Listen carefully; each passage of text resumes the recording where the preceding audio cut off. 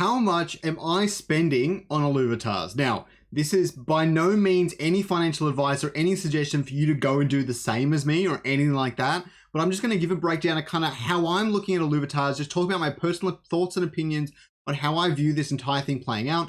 And I'm talking about my own personal preferences and kind of what I want to get out of the Illuvitar sale and the Illuvium Beyond product launch, right? Because this is going to be very different for everyone. And I'm going to be different to most people, to be honest. I don't think many people are going to be sharing my views and how I'm going about this. I don't care about alpha discs all that much, but I'm going to show you the breakdown of kind of how I'm looking at going about this. So obviously as a content creator, I also have one more major difference is that I want to do a lot of giveaways, not only with Wildfire, but with my channel and things like that, and just giving away unopened disc, probably the cheaper one, but we'll see how we go.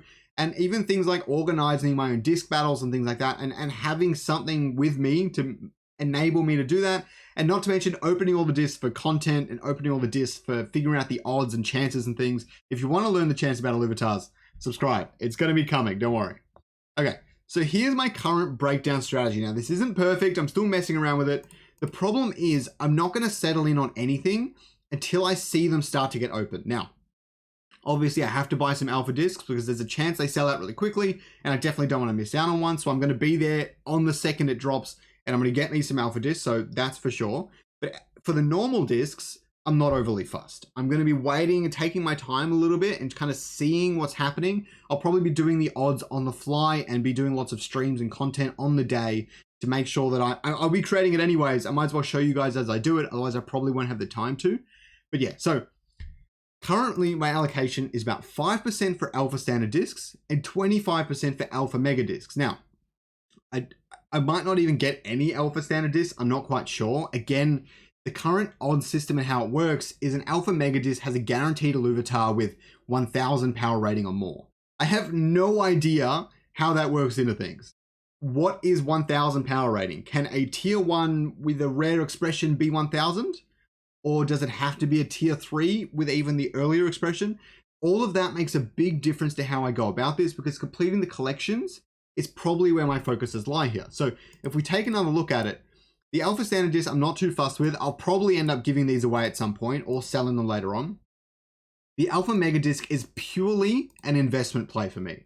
I'm most interested in collecting the Illuvitars, but I'm going to give the investment play a shot. If it doesn't work out, then I'll be happy to open them. I'm not overly fast, so never be investing in things with money you cannot afford to lose.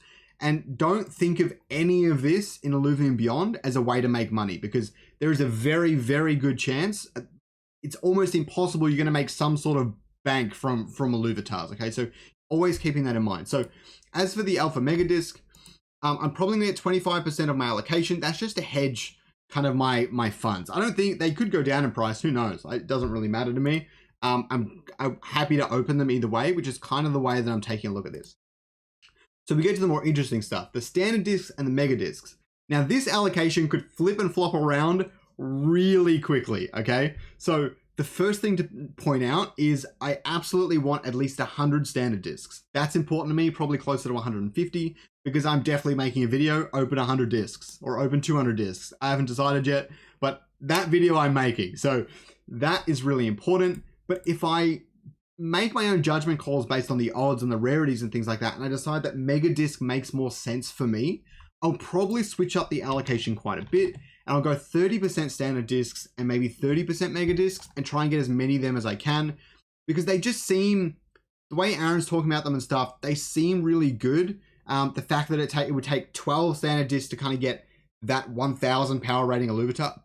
And I'm not all that fussed with the power rating, but you're going to need those rarer Illuvitars to complete some of your collections. So they're still valuable for the collecting game. So in that sense, they're really important. That being said, accessories aren't really affected by this. So if you're going for rare accessories, getting the standard disc makes the most amount of sense there. There's no doubt about that. So always keeping these things in mind. I definitely think I'm going to be going for some sort of allocation. I like the big numbers on the standard disc, and that's kind of holding me back from getting many mega discs. But either way, I'm definitely going to be going hard on standard discs and definitely be trying to get as many mega discs as makes sense for me. So down here, I've also detailed kind of like how many of these discs I'm going to open or not. I'm probably going to open most of the alpha standard discs, Obviously, there's not many here. And the unopened would be about 2 of them. For the alpha mega discs, I'm going to open a little bit of them. Again, this is kind of like my investment opportunity, but who knows? Knowing me, I'll probably end up opening them anyways.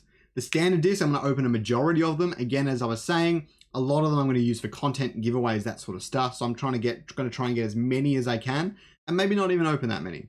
And mega discs, I'm going to pretty much open all of them. That's what I'm going to be focusing on. Depending on the odds again, that's what I'm going to be focusing on when it comes to playing the collecting game, playing out the albums, and trying to complete those collections and get as many Illuvitars as I can. Really, the goal is the Holo Fiery. Try and get all Holos for the Scoriox line at some point, of course. So the Holo Fiery is the goal, and I don't know if I'm going to be able to get that Fiery with the standard disc. The odds, from what I've seen, it doesn't look that easy, but you never know. And again, Holo's even harder, so you got to kind of like stack the deck as much as you can. And mega discs are potentially the way to do that. So we'll see that in the future. If you're excited for Illuvium Beyond, let me know down in the comments below. Don't forget to check out this next video up here. It's going to be tailored for your liking.